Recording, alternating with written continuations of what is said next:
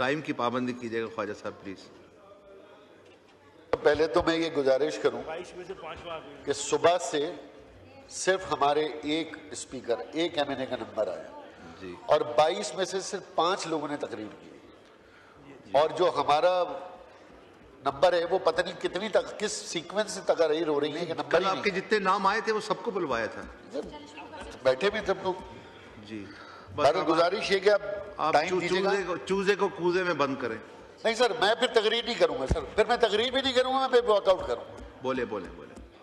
क्योंकि जितना टाइम आपने उधर दिया है और जितनी फजूल किस्म की तकरीरों में आपने हमारा यहाँ पे कानों से खून दुखवाया है, तो हमें भी बात करने दें। ये सबका हक है अपना व्यू। जी बोले। अरे किसी का नाम थोड़ी लिया भाई, लेकिन बाखुदा तकरीरें ऐसी कि अल्फाज जो है ना वो चीख चीख के कह रहे थे कि बस कर दो। बिस्मिल्लाहिर्रहमानिर्रहीम।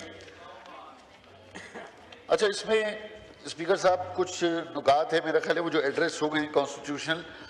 पहली चीज़ तो ये कि 3 मेजर चीज़ें इसमें, और यकीनन मुत्तहिदा कौमी मूवमेंट ने इसको सपोर्ट करने की पहले दिन से ही रजामंदी जाहिर की थी, लेकिन वो रजामंदी के अंदर कुछ हमारा पाकिस्तान की आवाम के लिए भी एक बहुत अहम ज़्यादा हमारी तरजीहात थी, जो कि मैं बाद में तफसील से बताता हूँ। लेकिन बहरहाल कॉन्स्टिट्यूशनल कोर्ट्स पूरी दुनिया में हैं, और अब लेटेस्ट तमाम यूरोप में हर जगह पे कॉन्स्टिट्यूशनल कोर्ट्स में ख़ास तौर पे जो 2 कैटेगरीज हो रही हैं वो बहुत ज़रूरी भी हैं और कामयाब भी हैं। यानी सिविल लॉज अलग हैं और उसके बाद जो लॉ, क्वेश्चन ऑफ लॉ है, उसके लिए कॉन्स्टिट्यूशनल कोर्ट ज़रूरी हैं। लेकिन इसमें यह भी है कि इम्पॉर्टेंट चीज़ ये कि अब तक जो अदालती निज़ाम हमारा रहा है, उस अदालती निज़ाम में मज़ीद बेहतरी की हमारी जुडिशल कमीशन क्या कोशिश करता है, उस रूल्स ऑफ बिजनेस में क्या इंप्रूवमेंट आती है, वो सबसे इम्पॉर्टेंट। कॉन्स्टिट्यूशनल कोड बनाना मसला नहीं है। कॉन्स्टिट्यूशनल कोर्ट में एक आम आदमी क्वेश्चन ऑफ लॉ लेकर जाए तो उसका आम आदमी की रसाई वो नामुमकिन में से। मैं खुद वकील हूं, मुझे मालूम है कि एक सुप्रीम कोर्ट में आईनी तशरीह के लिए कितना बड़ा वकील आपको अफोर्ड करना पड़ता है, तब आप जाकर उस कॉन्स्टिट्यूशनल कोर्ट के अंदर पहुंचते हैं। और इसी तरीके से मेरी ये भी उम्मीद और ख्वाहिश होगी कि जब ये आईनी अदालतें बने तो फिर माजी की तरह तफरीक ना हो। अगर किसी के लिए अदालत आधी रात को खुल रही है तो फिर हर पाकिस्तानी के लिए अदालत आधी रात को खुलनी चाहिए। अगर किसी के लिए अदालत 2 घंटे में फैसला कर रही है और उसके वर्बल स्टेटमेंट पर जजमेंट आ रही है तो फिर हर पाकिस्तानी के लिए यही प्रोसीजर होना चाहिए। और फिर एक और इम्पॉर्टेंट बात, क्योंकि सिंध हाई कोर्ट से बड़ा वास्ता रहा और सुप्रीम कोर्ट में भी बहुत सारे इंसानी नौइयत के बुनियादी केस चल रहे हैं, ऐसे जजेस भी मौजूद हैं, बदकिस्मती से कुछ रिटायर हो गए, जिनके ऊपर इसी मुल्क की आला अदालत में करप्शन के केसेस चल रहे हैं। यानी जो कि chief justice Sindh high court भी लगे, इसी सुप्रीम कोर्ट में उनके ऊपर जाली नौकरियों के केसेस चल रहे हैं। वो रिटायर होकर घर चले गए, उनके जाली नौकरियों के केसेस अभी तक मौजूद हैं। हर कॉन्स्टिट्यूशनल कोर्ट या हर अदालत के अंदर इस ऐवान का यह हक होना चाहिए कि वो आपसे और जुडिशल कमीशन से सवाल करे कि जजेस की तकर्री की तैनाती पॉलिटिकल पसंद नापसंद या शराफिया की सिफारिश नहीं, बल्कि उनका मेरिट होना चाहिए। एक और इम्पॉर्टेंट बात यह कि जब ये कॉन्स्टिट्यूशन अमेंडमेंट आई तो सर इसमें हमने पहले दिन से लॉ मिनिस्टर साहब को बताया था कि इसमें आर्टिकल 189 ये बड़ा कॉन्फ्लिक्ट कर रहा है, और आप लोग अभी इसकी तस्वीर कर रहे हैं क्योंकि चीफ जस्टिस ऑफ पाकिस्तान की डेफिनेशन इस कॉन्स्टिट्यूशन अमेंडमेंट में नहीं है। तो लॉ मिनिस्टर साहब उसके ऊपर तो कर रहे हैं, क्योंकि पूरे फेडरल कॉन्स्टिट्यूशनल कोर्ट में भी और सुप्रीम कोर्ट में चीफ जस्टिस ऑफ पाकिस्तान की डेफिनेशन नहीं है, जो कि मेरा ख्याल है उसको हल कर रहे हैं। लेकिन 189 भी बड़ा डिस्प्यूटेड है। अगर मेरी बात लॉ मिनिस्टर साहब तक पहुंचा दें, क्योंकि दोनों कोर्ट्स में, फेडरल कॉन्स्टिट्यूशनल कोर्ट में भी क्वेश्चन ऑफ लॉ और सुप्रीम कोर्ट में भी क्वेश्चन ऑफ लॉ, दोनों को यहां पर एक्सप्लेन किया गया। ये अब मुमकिन नहीं है कि अगर सिविल और कॉन्स्टिट्यूशनल 2 हमारे बार हो गए हैं, तो दोनों कोर्ट्स 189 के अंदर क्वेश्चन ऑफ लॉ की इंटरप्रिटेशन कैसे करेंगी। तो मेरी गुजारिश है कि आर्टिकल 189 के ऊपर जरूर गौर करें, अगर इसमें करेक्शन है तो प्लीज इसको करेक्शन कर दें या हमारी तस्दीक कर दें। तो एक और इम्पॉर्टेंट बात यह है कि जनाब बिल्कुल 243 की बात हो रही है, आर्म फोर्सेस की बात हो रही है, और मेरा ख्याल है कि कोई भी इन दोनों हाउसेस में किसी भी पॉलिटिकल पार्टी का कोई नुमाइंदा ऐसा नहीं होगा जो कि पाक फौज की खिदमात, हमारी तीनों फौज की खिदमात, खास तौर पे जो रिसेंट मार्का हमारा हुआ है, इसमें हमारे ऊपर एक नफ्सियाती जो दबाव था, एक नफ्सियाती बर्तरी थी, उसका खात्मा हुआ। और न सिर्फ उसका खात्मा हुआ बल्कि पूरी दुनिया में एक ऐसी रिकग्निशन मिली जिसमें हर पाकिस्तानी, चाहे वो कितनी ही मुश्किलात बर्दाश्त कर रहा हो, लेकिन हिंदुस्तान के उस नफ्सियाती दबाव से बाहर आए। तो उस खिदमात के सिले में अगर हम अफवाज पाकिस्तान को ये आईनी स्ट्रक्चरल चेंजेस प्रोवाइड करते हैं तो मेरा ख्याल है वक्त की ज़रूरत भी है और होना भी चाहिए। लेकिन साथ साथ क्योंकि ज़रूरी है, क्योंकि जब आप अपनी अफवाज के ऊपर, एक्सटर्नल थ्रेट्स के ऊपर, अपने डिफेंस के ऊपर जब स्ट्रक्चरल चेंजेस करते हैं तो वो सिर्फ फौज तक नहीं बल्कि उसमें अवाम की भी शिराकत बहुत ज़रूरी है। इसमें कोई शक नहीं है कि अकाबों के तसल्लुत पे फ़ज़ाएँ फ़ख्र करती हैं, खुदी के राजदानों पर दुआएं फ़ख्र करती हैं, वतन से जिनके पैदा हों बेटे महमूद आलम जैसे, वो धरती सर उठाती है, वो माएँ फ़ख्र करती हैं। लेकिन सिर्फ और सिर्फ इसके साथ साथ हमारा गुमान ये था, हमारी ख्वाहिश ये थी कि हम इसके साथ साथ इंटरनल डिफेंस को भी मजबूत करें, और वो इंटरनल डिफेंस हमारा था 140A। और 140A के लिए मैं ये बताऊं, गुज़िश्ता एक हफ्ते पहले प्राइम मिनिस्टर साहब के पास हमारी मुलाकात हुई, मैं उसमें मौजूद था। प्राइम मिनिस्टर साहब ने ये फरमाया था, लॉ मिनिस्टर साहब ने फरमाया था कि जनाब 27वीं तरमीम में हमारा 140A मसवदा इंटैक्ट होगा।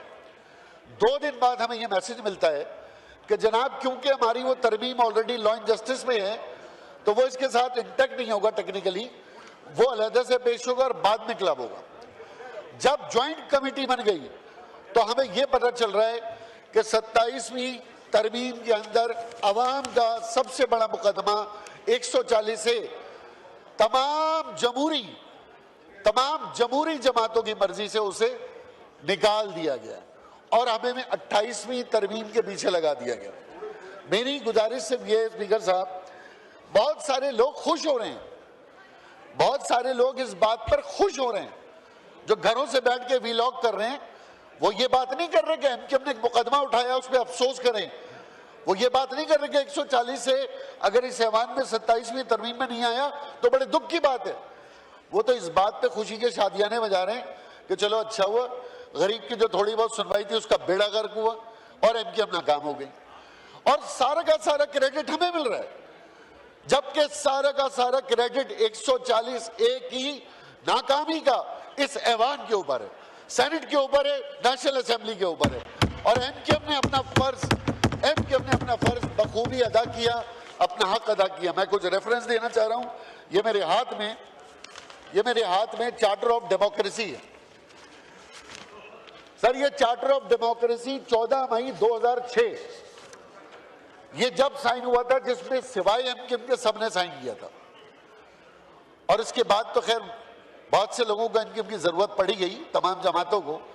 इस चार्टर ऑफ डेमोक्रेसी के अंदर 19 साल हो गए इसको, 19 साल इस चार्टर ऑफ डेमोक्रेसी के अंदर बहुत सारी बातें मनवा ली गई, 18वीं तरमीम मनवा ली गई, एनएफसी अवार्ड बनवा लिया गया। लेकिन इसके अंदर जो एक चीज थी, जो हुकूमत की मर्जी थी, जो सियासी जमातों की मर्जी थी, वो तो मनवा ली गई। लेकिन इसके अंदर एक आर्टिकल है 29 और 30, ये चार्टर ऑफ डेमोक्रेसी है मेरे हाथ में, और इसमें ये लिखा है local bodies election will be held within 3 months of the holding of general election. एक ये 30 पॉइंट है, the concern election authority shall suspend and appoint neutral administrator for all local bodies from the date of formation of caretaker government for holding of general election till elections are held. और इसका आखिरी point है जो मैं आपके सामने गोश गुजार करना चाहता हूं, क्योंकि बड़ा मुकद्दस डॉक्यूमेंट है ये charter of democracy. Point number 10 charter of democracy का, local bodies election will be held on the party basis through provincial election commission in respective provinces and याद सुनिएगा स्पीकर साहब, constitutional protection will be given to the local bodies to make them autonomous answerable। 19 साल हो गए इस charter of democracy को, इस धोखे को 19 साल हो गए, और इसी का लिखा हुआ, क्योंकि इसका ताल्लुक बराह रास्त अवाम से, इसका ताल्लुक बराह रास्त अवाम की ताकत से, तो फिर जो अपनी बात से सर हमको मुकरना पड़ जाए, ऐसे जीने से तो बेहतर है मरना पड़ जाए। मैं तो इसके बाद ये भी गुजारिश करूंगा कि इस मुल्क के अंदर चाहे नेशनल एक्शन प्लान हो, नेशनल फूड सिक्योरिटी हो, या इसके अलावा जितने भी आपके इंटरनल हो, 140A के बगैर पाकिस्तान का अंदरूनी डिफेंस वो मुकम्मल नहीं। और इसकी मुखालफत करने वाले बज़ाहिर तो जमहूरी सारे के सारे यहाँ चैंपियन हैं, लेकिन इसकी मुखालफत करने वाले दर हकीकत 24 करोड़ अवाम, 25 करोड़ अवाम माइनस 2% मराहत तबका उनके खिलाफ है। मैं फिर माजी की 2-3 बातें करके अपनी निशिस्त लूंगा कि सर कितने नारे हमें चाहिए और हम कितनी बातें अवाम को देंगे। हम नया पाकिस्तान बना रहे थे, पुराना तोल के बेच रहे थे, फिर पुराना पाकिस्तान जब आ गया तो कहने लगे कायदे आज़म का पाकिस्तान, 18वीं तरमीम आ गई तो अपना अपना पाकिस्तान, और उसके बाद हमने ये कहा मजबूत सूबे मजबूत विफाक की अलामत होंगे। माशाल्लाह आज मजबूत सूबे, विफाक तो अलामत ही रह गया खाली, और आज मजबूत सूबे एक अलहदा रियासत की शक्ल बन चुके हैं। आज अब सूबे में 18वीं तरमीम और NFC के बाद चारों सूबों को अपना अपना आइन चाहिए। अब सिर्फ आइन की जरूरत है, बाकी कोई सूबा ना आइन पे अमल करना चाहता है, ना अवाम की बात पे अमल करना चाहता है। शुक्रिया। मैं अपनी जगह लूंगा। मैं गुजारिश बस ये कर रहा हूं कि बहरहाल जहां हम आइन के आर्टिकल 243 की भरपूर हिमायत कर रहे हैं, हम ये यकीन दिला रहे हैं और हम ये फोर्सेस से भी अपील कर रहे हैं कि जब तक 140A की तकमील नहीं होगी, यकीन कीजिए हमारा इंटरनल डिफेंस, जो कि इस मुल्क के 60,000 लोग इस बल्दियाती हुकूमतों के जरिए शामिल होंगे, वो जब तक इंटरनल डिफेंस में अफवाज के साथ, सिविल आर्म फोर्सेस के साथ शामिल नहीं होंगे, दहशत गर्दी से निपटना बहुत मुश्किल है। इल्लास सर मेरी गुजारिश ये भी है कि लोकल गवर्नमेंट सर जमहूरियत की नर्सरी है, सारी बातें हमने कर ली, लेकिन हमारे चारों सूबों में इस नर्सरी में जो बच्चे पैदा हो रहे हैं वो मर रहे हैं। हमारे चारों सूबों में ये नर्सरी बच्चों को नशोनुमा नहीं दे रही, नया लीडरशिप नहीं ला रही, बल्कि वहां बच्चों की अमवात हो रही है। क्योंकि इस हाउस में मैं आखिर में ये बताऊं कि माशाल्लाह तमाम ही लोग मौजूद हैं, और ये अशराफिया का वो हाउस है जिसमें महमूद भी हैं, अयाज भी हैं, यहाँ फजल वाले भी हैं, हमारे मोहतरम मगन मक्सी भी हैं, सरबत अलीम भी हैं, साहिब कमाल भी हैं, और हमारे मकबूल भी हैं। हम सबको ये इल्म है कि जर के बगैर, हम सबको ये भी इल्म है कि जर के बगैर ना दीन है ना दुनियादारी है, और इसी तरह जर और दुनियादारी भी है। तो मैं सिर्फ यही गुजारिश करूंगा कि ये अशराफिया वाइंड अप करें प्लीज। हमने इस अशराफिया ने तो अपने रास्ते बना लिए, लेकिन हमने कोशिश की कि हम आवाम के लिए रास्ते बनाएं, और वो रास्ते बनाने की कोशिश हमारी 140A थी, जो कि गरीब मुतवस्सित तबके को जमहूरियत का हुस्न बताने का जो हमने ठेका लिया हुआ है, वो आज इस हाउस के अंदर से मुस्तरद हो रहा है। आखिर में सर सादत हसन मंटो ने कहा था कि जेल का क्या हाल है। किसी से पूछा कि जेल का क्या हाल है, तो कहने लगे जो मुल्क का हाल है। तो कहने मुल्क का क्या हाल है, तो कहने लगे भाई फ्रॉडिया जो जेल में है, फ्रॉडिया अजान दे देता है, कातिल इमामत करा लेता है, और चोर डाकू सारे पीछे नमाज पढ़ लेते हैं। अब इसको मुल्क से ये कहा कि हमारा भी कुछ हाल जेल से मुल्क का नहीं है। सादत हसन मंटो से इसकी तजवीज़ बिल्कुल ऐसे ही है। सदर पाकिस्तान पीपल्स पार्टी। शुक्रिया। बस अब वाइंड अप हो गया ना, बस अब औरों को मौका, आपको मौका दिया, वाइंड अप करें। नहीं, 5 लोगों ने बात की है, आप उधर टाइम निकालें। आपने कितनों ने कॉन्स्टिट्यूशन में तकरीर की है, तो मेरी गुजारिश ये है कि अब सब इसमें शामिल है। किसी के उस पर तनकीद नहीं कर रहा, मैं सिर्फ जमहूरियत की मिसाल दे रहा हूँ कि एक सूबा वाइंड अप पाकिस्तान। करें, प्लीज वाइंड अप करें। सर वाइंड अप तब होगा जब मैं गुफ्तगू करूंगा, मेरी गुजारिश है ना।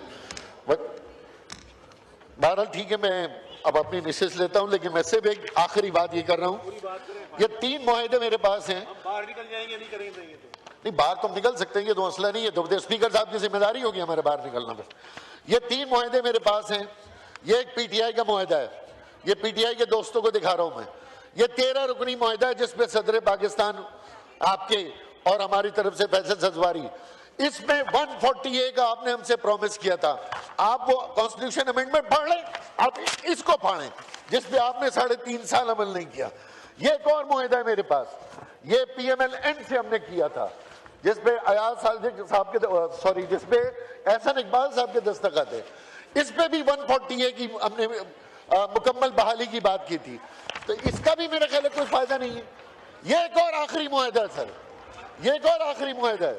इस पे साइन है chairman Pakistan peoples party, Khalid Mahboob Siddiqui chairman मुत्तहदा कौमी मूवमेंट, शहबाज शरीफ, मौलाना फजलुर रहमान, अख्तर महंगल साहब, खालिद मक्सी साहब। ये 5 साइन इसके ऊपर मौजूद हैं, मगर इसका भी कोई फायदा नहीं। तो अवाम का मुकदमा इस अदालत में रखने का मकसद ये था कि 140A को लाजमी शामिल करें। ये तहरीरें, ये जो तहरीरें बाकी इस तरमीम की मुकम्मल हिमायत के साथ, ये दुख आपको बयान करके मैं तशरीफ बैठ रहा हूं कि इस अवाम के लिए जो मुत्तहदा कौमी मूवमेंट पाकिस्तान जो वादे जो वईद आपने हमें दिए थे वो हमने अवाम तक पहुंचाए। आज उसका कसूर ये ऐवान MQ नहीं है। बहुत बहुत शुक्रिया।